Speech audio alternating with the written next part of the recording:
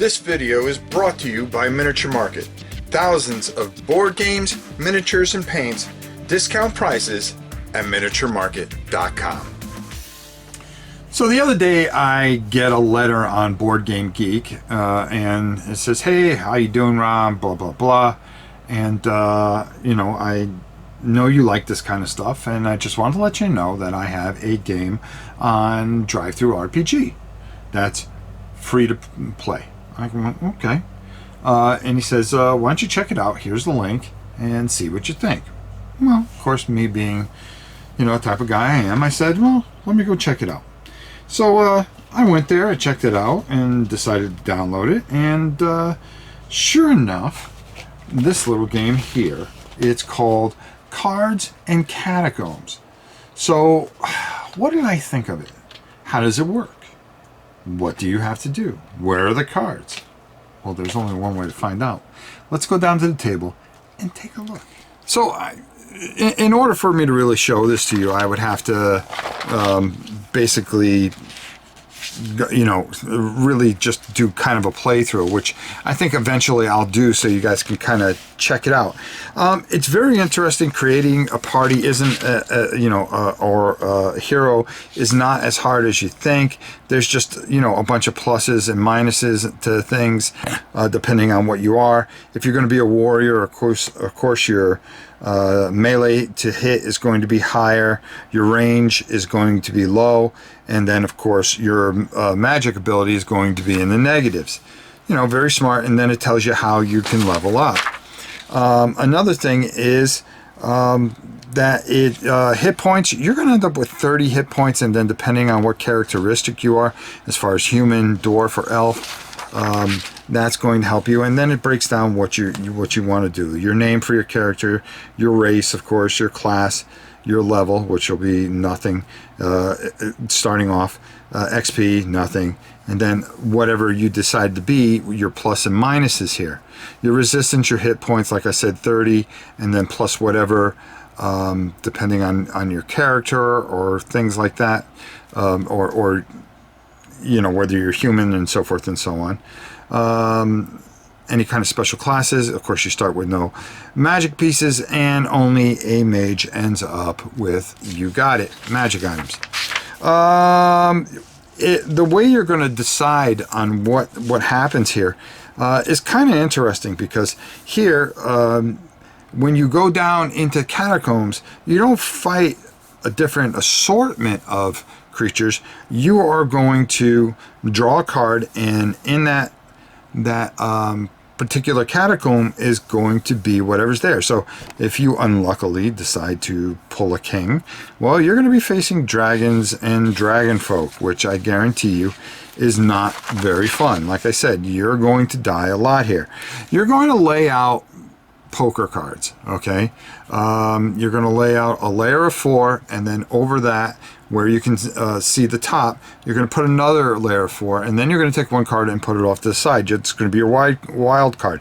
It's going to tell you, those cards are going to tell you what you're going to face in the dungeon. Column 1 is going to be a trap phase. Column 2 is your combat phase. Column 3, let me just move on to there. Whoops, hold on. Column 3 is going to be your loot phase, and then column 4, your rest phase. And man, you're going to need to rest in this, because, like I said, dying comes at a premium. The thing that got me was, you're playing with a deck of cards, so you almost feel like you're laying things out in solitaire, and you're not getting that feel of a dungeon or a catacomb that you're going into. There are tables. You're going to pull cards for tables out of your deck. Magic armor, different types of armors. Then this section here will tell you all about the wild card, which is interesting how that works. All in all, this is a brutal, tough dungeon crawl, and you are just trying to get to that final room, and that final room, and there's no backing out. You're going to go down and the only way you come out is either in a body bag or with a bunch of loot. And I think that aspect is fantastic about this. I think it being as hard as it is fantastic about this. The thing that just sets me back is I'm playing with a deck of cards, so I feel like I'm just playing with a deck of cards, even though they mean so much more. I wish there was a way that you can have multi-faced cards, maybe orcs with different types of numbers that you can use and stuff like that, just so you have that kind of feel. But we'll talk more about this when we go up top and I give you my final thoughts. You can get this on Drive-Thru RPG, by the way. Well, there you have it. So here's the thing. It's intensely brutal, which I love. Okay, you're going to have to make a ton of characters, which I think is fantastic. The thing that I really have a hard time with is, you know, you're laying out the 8 cards and then you have the 1 wild card. And when I'm looking at it, I'm not thinking dungeon.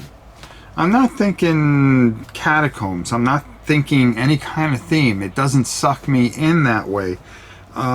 What it does is make me think I'm playing solitaire or something like that. Is this good? Yeah, I think it's very good.